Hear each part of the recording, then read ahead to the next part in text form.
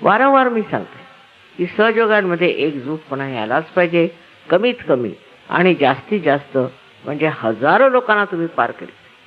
सकाळपासून विचार हाच करायचा की आम्ही किती लोकांना पार केलेलं आहे, आम्ही किती लोकांना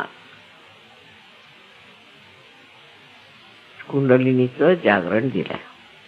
साऱ्या जगाला वाचवण्याचं कार्य आज तुमच्या हातात आहे.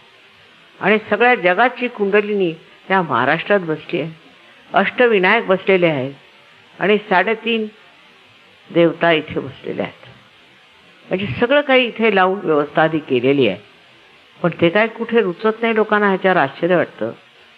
इतका दांभिकपणा आणि नसती उठाठेव हे करण्यामध्ये आपण सारा वेळ घालवत. त्यापेक्षा जे सत्य आहे ते प्राप्त करा, सत्याकडे लक्ष ठेवा. उलट काहीतरी पांघरून आणि फार चांगलं बनवून तुम्ही काय करू शकणार? आतमध्ये चांगुलपणा नाही आला तर ती तुमची संपत्ती नव्हे. ती संपत्ती आतमध्येच इतकी प्रगल्भ झाली पाहिजे, इतकी वाढली पाहिजे की त्या संपत्तीचा सुगंध साऱ्या विश्वात दरवळला पाहिजे.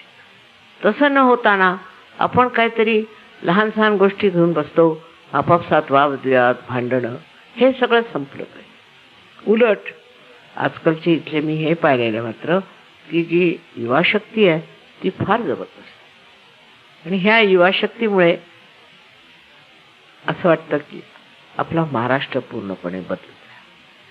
तर जे वरचे लोक आहेत ज्यांना आपण समजतो की फार